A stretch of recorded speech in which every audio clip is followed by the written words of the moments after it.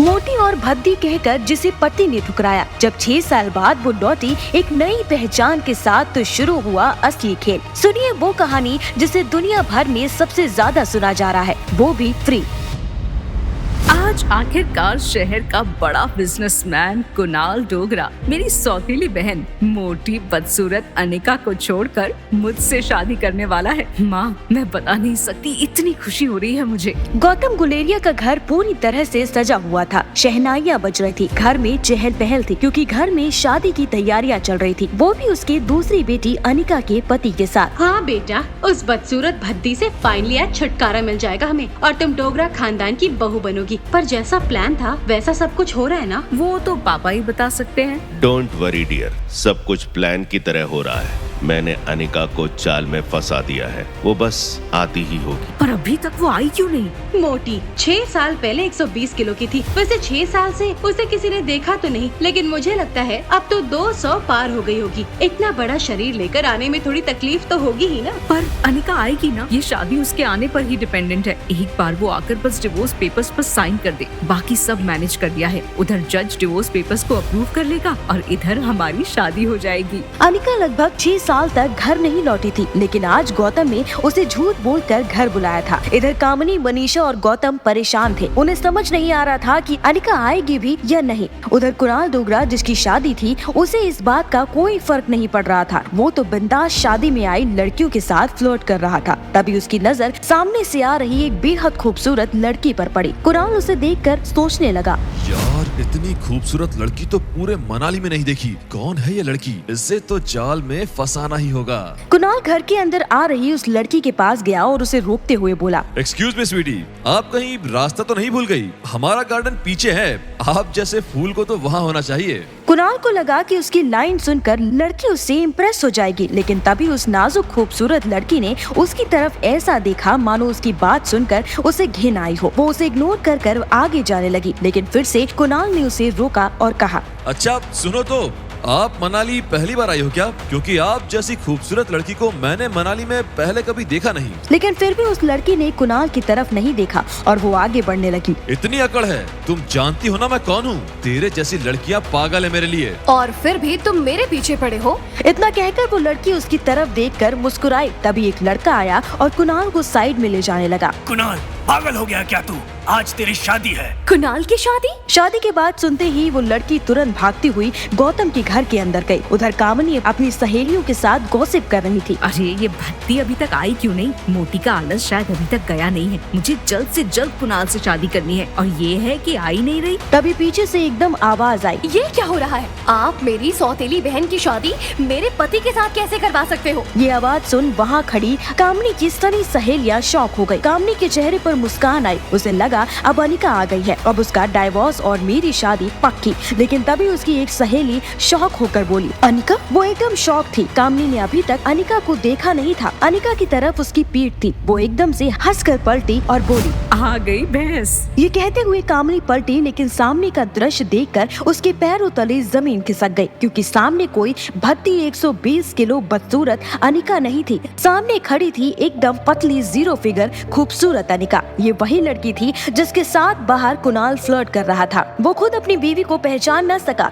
इतना बदलाव अनिका के शरीर में आया था। तुम अनिका कैसे हो सकती हो? अब कौन लग रहा है भैंस? कामिनी की सहेलियां उस पर हंसने लगी। कामिनी को गुस्सा आया। तभी वहाँ पर मनीषा आई और उसने अनिका के मुंह पर कुछ कागज फेंक के मारा। क्या है ये? Divorce papers. जल्दी से साइन करके कुणाल से डिवोर्स ले लो। तुरंत उसकी शादी हम कामिनी के साथ कराने वाले हैं। लेकिन पापा कहाँ हैं? उनकी तबीयत खराब थी, इसीलिए मैं यहाँ भागी दौड़ी आई हूँ। मेरी तबीयत बिल्कुल ठीक है, मैंने तो बस कुछ कागजात पर साइन करने के लिए तुझे बुलाया है। अपने सगे पापा ने धोखा देकर उसे यहाँ बुलाया। ये देख अनिका की आंखों में आंसू आ गए। ये डिवोर्स पेपर्स और वो फैक्ट्री जो तुम्हारी माँ ने तुम्हारे नाम की थी, वो भी कुणाल के नाम कर दो। वैसे भी अब इस सब का क्या फायदा? जाएगा। शादी के दिन के बाद ही कुणाल तुम्हें छोड़कर चला गया था। अनिका को कुछ समझ नहीं आ रहा था कि शादी के बाद से उसने अपने पति का चेहरा देखा भी नहीं था, तो उसे डाइवोर्स करने में कोई ऐतराज नहीं था। और उसके पापा जिस कंपनी की बात कर रहे थे वो कंपनी भी बंद होने की कगार पर थी। अनिका चाहे तो दोनों शर्तें मान सकती थी, लेकिन उसे लगा कि दाल में कुछ जरूर काला है, इसलिए वो एकदम से चिल्लाई, आपकी दोनों शर्तें मैं नहीं मानने वाली, चाहे जो करना है वो कर लो। अनिका गुस्से में वहाँ से जाने लगी, लेकिन तभी मनीषा गुस्से में बोली, हाँ पता ही था मुझे, तो जैसी बदचलन औरत से और क्या ही उम्मीद रखी जा सकती है, घटिया लड़की। मनीषा की बात सुनकर आसपास भीड़ जमा होने लगी। लोग अनिका की तरफ अजीब नजर से देखने लगे। तभी मनीषा ने कुछ ऐसा कहा जिससे वहाँ खड़े सभी लोग और भी ज्यादा गुस्सा हो गए। बस इतना ही नहीं, ये औरत इतनी घटिया है। जब इसने कुणाल से शादी की तब इसके पेट में किसी और का बच्चा था, जिसका बाप कौन है ये अभी तक किसी को पता नहीं। इसकी औलाद नाजायज औलाद है, नाजायज। कहाँ छुपाया है तूने उसे? कहाँ है वो? 6 साल पहले कहाँ भाग गई थी तू? ये बात सुनकर सभी लोग अनिका को घूरने लगे। अनिका को वहाँ खड़े रहना मुश्किल हो गया था, उसका सर चकराने लगा। वो वहाँ से भाग निकली, पर उसके दिमाग में वो शब्द अभी तक गूंज रहे थे, नाजायज औलाद, नाजायज औलाद। अनिका का सर चकरा रहा था, वो अपने आप से बोलने लगी, नहीं,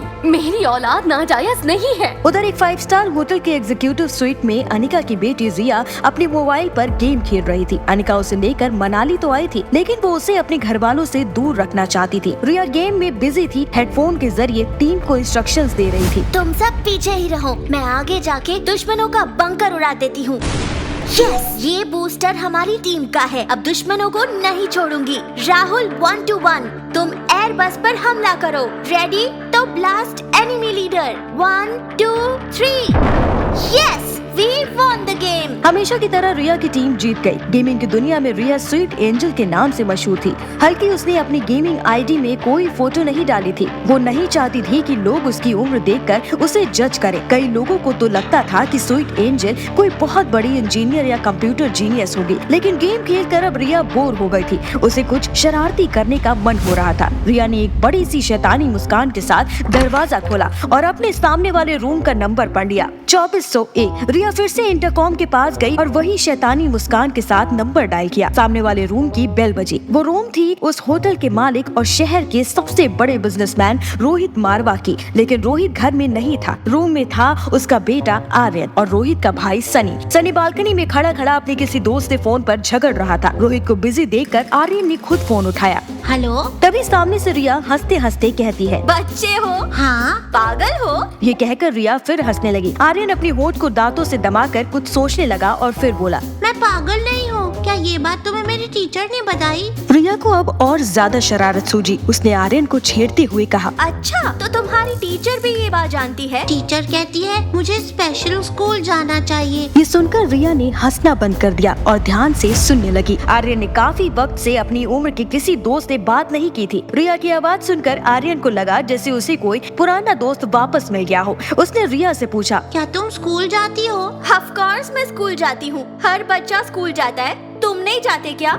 आर्यन मायूस होकर बोला, मैं स्कूल जाता था जब हम पूरी फैमिली के साथ रहते थे। फिर पापा मुझे यहाँ ले आए। ये होटल पापा की है, अब हम यहीं होटल में रहते हैं। ट्यूशन टीचर यहीं आती है मुझे पढ़ाने। रिया ने ऐसी सीरियस बातें पहले कभी नहीं सुनी थी। उसने थोड़ा शॉक होते हुए आर्यन से पूछा, स्कूल नहीं जाते, होटल को घर बना कर रहते हो? अच्छा, तो तुम्हारा कोई फ्रेंड है यहाँ? नहीं, यहाँ मेरे साथ पापा और चाचू रहते हैं। रिया को आर्यन की बातें अजीब लग रही थी, पर अब उसे आर्यन पर दया आ रही थी। अच्छा, एक बात बताओ, मेरे दोस्त बनना चाहोगे? आर्यन जिसकी लाइफ में सिर्फ 2 चीजों की कमी थी, माँ और दोस्त की, और इसीलिए आर्यन ने तुरंत हाँ कर दी। उसकी आवाज में जैसे अचानक जोश आ गया हो। रिया ने भी खुश होकर अपने आप को इंट्रोड्यूस किया। आई एम रिया। तुम्हारा नाम क्या है? आर्यन बढ़ते कॉन्फिडेंस के साथ बोला, आई एम आर्यन। तुम कहाँ से बोल रही हो? रिया ने जवाब दिया, मैं तो सामने ही रहती हूँ और मेरी मॉम तुम्हारी होटल में गेस्ट है। तुम मुझे मिलना चाहोगे? ये सुनकर आर्यन ने बाहर बैठे सनी को देखा। उसे लगा कि सनी तो अपनी ही प्रॉब्लम से परेशान है। तब उसने कुछ सोचकर धीरे से पूछा, मगर कैसे? पापा मुझे रूम से अकेले निकलने नहीं देंगे। अरे तुम बच्चे हो क्या? देखो, तुम ठीक 15 मिनट में मुझे नीचे होटल की लॉबी में मिलो। मैं मम्मी को फोन करके बोल दूंगी कि मुझे पिज्जा खाना है, इसलिए हम नीचे जा रहे हैं। वो जब आए तब तुम उनसे से भी मिल लेना और हमारे साथ पिज्जा खाने भी चलना। अच्छा बाय, अब मैं फोन रखती हूँ, तुम 15 मिनट के बाद नीचे मिलना। तभी आर्यन थोड़ा कंफ्यूजन में अपना सर खुजाते हुए कहता है, मगर मैं तुम्हें पहचानूंगा कैसे?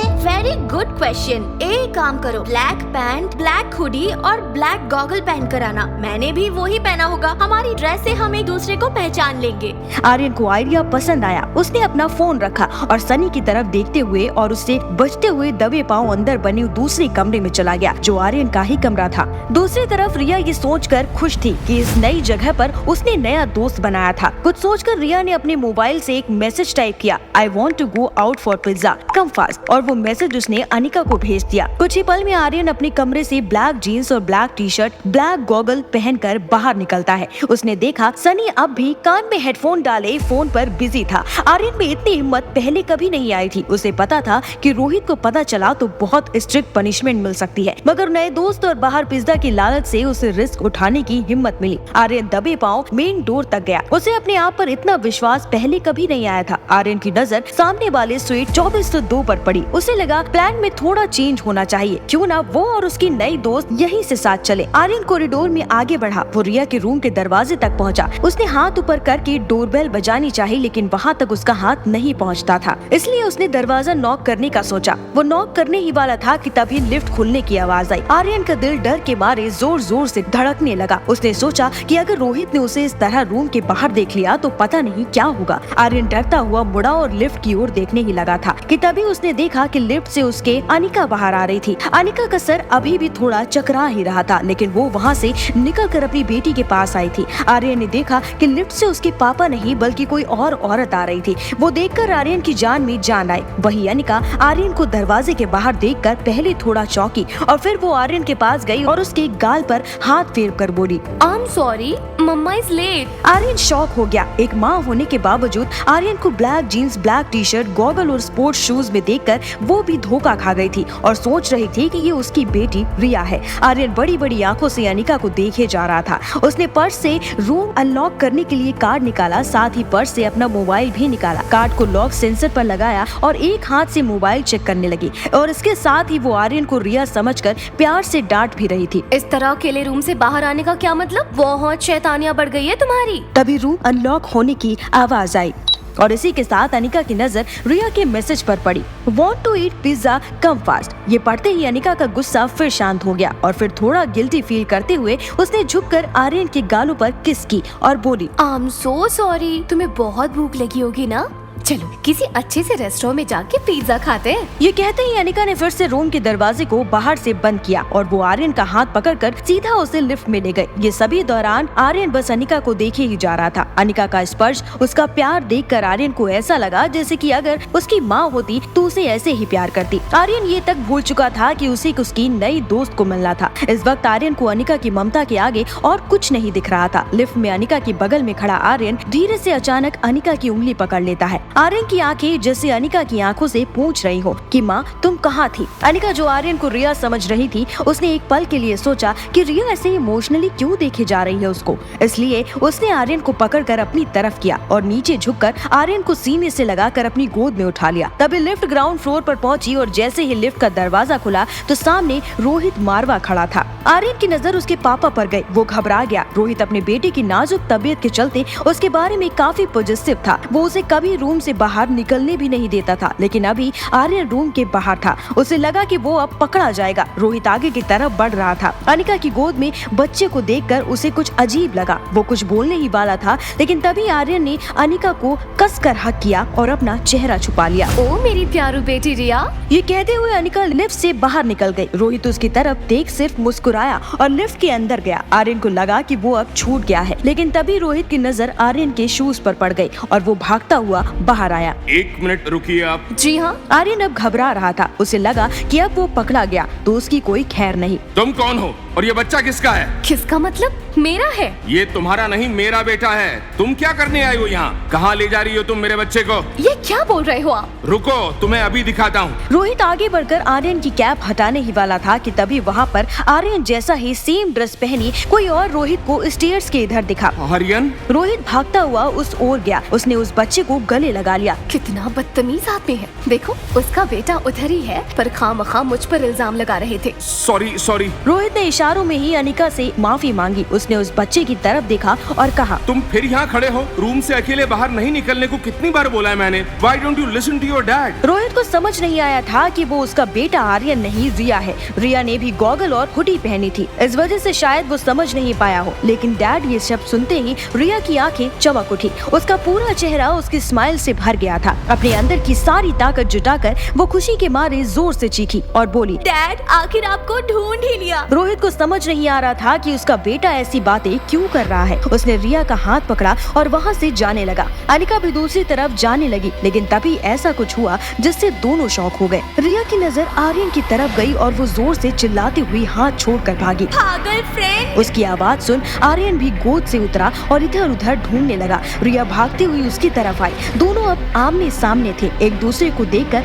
उनके होश उड़ गए। वो बस एक दूसरे को देखे ही जा रहे थे। ये कैसे हो सकता है? तुम!